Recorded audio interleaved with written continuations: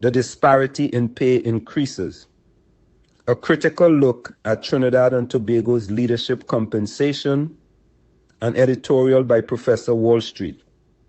The recent 47% salary increase for Prime Minister Dr. Keith Rowley of Trinidad and Tobago has sparked significant debate and criticism.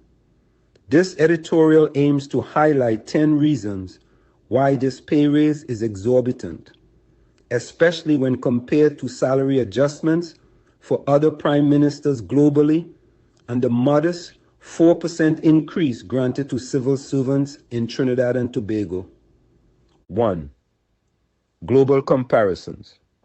Prime ministers in other countries have received salary increases, but none as high as 47%.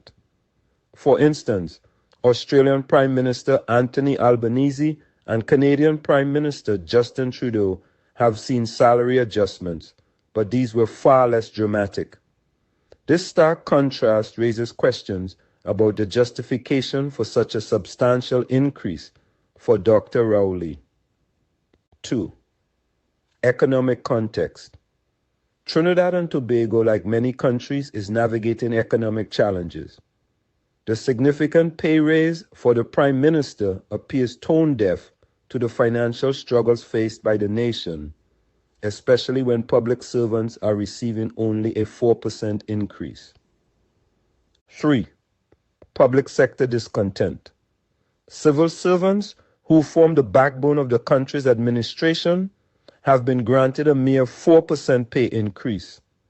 This disparity can lead to demoralization and decreased productivity among public sector employees, who may feel undervalued compared to their leaders. 4. Inflation and cost of living. The cost of living in Trinidad and Tobago has been rising, affecting all citizens. A 47% increase for the Prime Minister, while civil servants receive only 4%, does not align with the economic realities faced by the average citizen.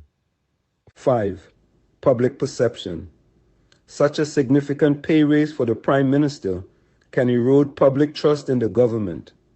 Citizens may perceive this as a sign of disconnect between the leadership and the populace, potentially leading to increased political dissatisfaction and unrest. 6. Precedent setting.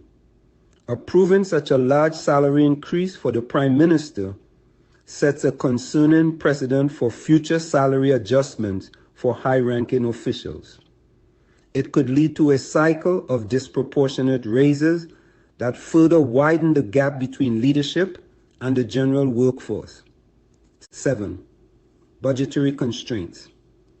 The government has cited budgetary constraints as the reason for the modest 4% increase for civil servants. Allocating funds for a 47% increase for the Prime Minister raises questions about the prioritization of resources and fiscal responsibility. 8. Moral responsibility. Leaders are often expected to lead by example. In times of economic hardship, it is morally incumbent upon leaders to show solidarity with their citizens. A more modest increase for the Prime Minister would have demonstrated empathy and shared sacrifice. 9. Comparative value. The value of the Prime Minister's role is undeniable, but it must be balanced against the contributions of other public servants. The vast difference in pay raises suggests an imbalance in how the contributions of different roles are valued. 10. Long-term impact. The long-term impact of such a pay raise could be detrimental.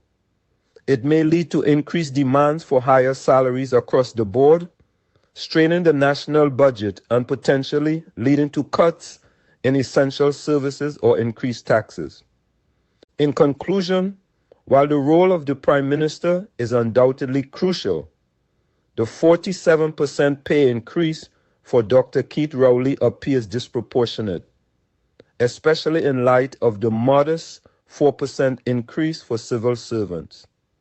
This disparity highlights a need for more balanced and equitable compensation policies that reflect the economic realities and contributions of all public servants in Trinidad and Tobago.